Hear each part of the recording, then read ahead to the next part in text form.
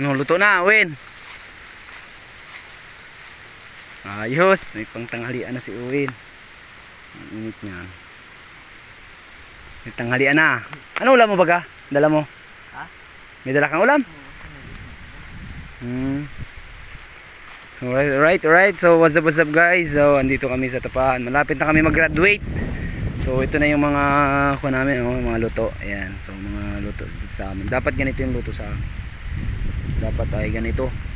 Kumbaga ay talagang pangbiyahe na halos. Tostado na. So, yan guys, oh. Ganyan luto. Kaya yung ibang hilaw dito, iniluluto pa namin tulad nito. Ano, hilaw pa yan, oh. Guys, oh. Hilaw pa yan. Pwede. Kaya niluluto pa. Dinadali-dali ko na para may biyahe na mamaya. Yan, lalagyan ko na ng mga bao yan para maubos na yung bao na yan.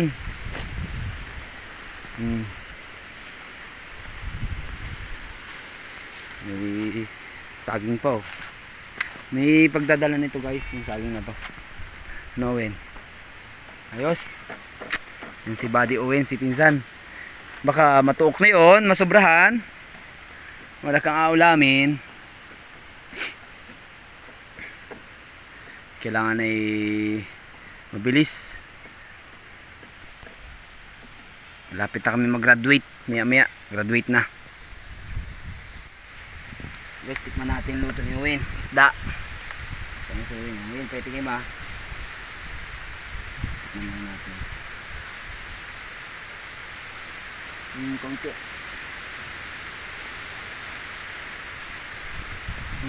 Stop. Siya pulutan ito, ah. Stop guys, oh. Ngiyaw lang sa bunot. Ngiyaw lang doon sa bunot. Lalo kung sasawa ng suka at tuyo yan. Hindi kaya ay tuyo at kalamansi. Ano? Mamaya na lang ako kakain. Uwi na lang ako dun sa bahay. Medyo matagal-tagal pa ng kaunti ito kasi medyo toasted pa namin. Medyo gaganda ng luto at para hindi kami mabawasan ng may-ari. Kasi pag hindi ganun luto, nababawasan siyempre. Pag may hilaw, babawasan. Sayang din yung 10 hanggang 15 hanggang 20 nga minsan pag talagang yung mga kasama ko hindi naluluto na maayos. Pag minsan wala kasi ako dito, wala nag-asya sa magluto na maayos kasi yung kwan tayo ay dapat quality. Pag binigay natin doon sa may-ari yung lukad, eh quality. Para yung may-ari kasi niyan ay bodega na lang, hindi na yung binibilad sa araw, nasa bodega lang nakalagay. So mainit doon, so tuwing umaga lang nabaliktad yung naayos. Kaya kailangan ay maganda yung luto. Tsaka yung klase ng nyug dito kasi hindi ganong matigas. Kahit matigas yung nyog, eh malambot pa rin yung pagkaka-style ng kain. Gawa ng matubig dito, palaging umuulan yung texture ng klima. Hindi tulad ng mga tabing kalsada, tabing dagat rather. So makwan doon, maganda yung maganda yung pinakang nyog niya, yung pinakang nyog. Gawa ng siyempre na siguro ay nakukuha na ng alat. So may vitamins kasi yung alat ng ng dagat, yung ampiyas. So kaya maganda yung klase ng kanilang nyog, pagkanyog doon. Hindi tulad sa amin na kulang sa alat gawa ng matubig, maulan. Kaya yung texture ng coconut eh hindi ganun kaayos, kumbaga eh medyo malambot ng konti. So ganun lang napapansin ko guys. So hindi naman ako perfecto, pwede nyo naman akong i-correct. Hindi naman ako eksperto dyan, ano. So yun lang yung nalalaman ko. At yun lang din yung mga nasasabi ng mga tatanda dito. So dati kasi nilalagyan namin ng abono, kasama minsan ako nung medyo bata-bata pa ako, mga elementary high school. Nilalagyan ng abono yan, galing sa may-ari. Yung kada isang puno nilalagyan, ano.